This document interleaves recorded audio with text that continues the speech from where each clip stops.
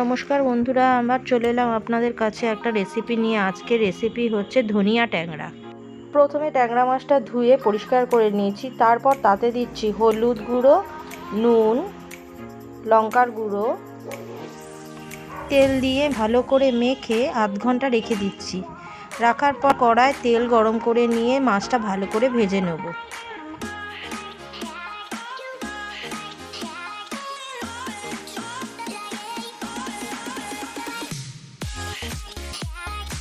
এরপর আমি ধনেপাতা, টমেটো, লঙ্কা একসঙ্গে মিক্সিতে বেটে নেব।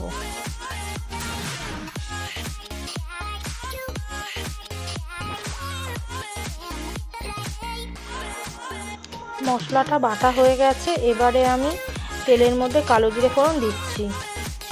ফোড়নটা ভাজা হয়ে গেছে, এবারে আমি বেটে রাখা মশলাটা ঢেলে দেবো।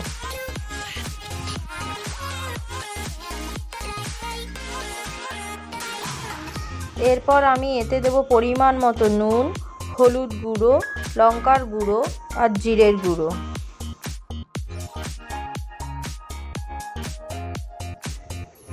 মশলাটা কষানো হয়ে গিয়েছে, এবারে এতে জল দেব।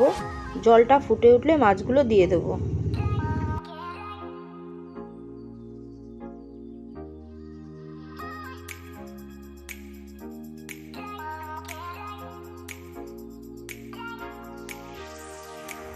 মাছটা ফুটে গেলে, একটু শুকিয়ে গেলে নামিয়ে নেব। তৈরি আমাদের ধনিয়া কাতলা।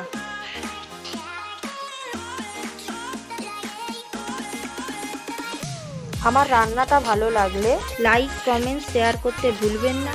আর আমার চ্যানেলে নতুন বন্ধু হলে সাবস্ক্রাইব করে আমার পাশে থাকবেন।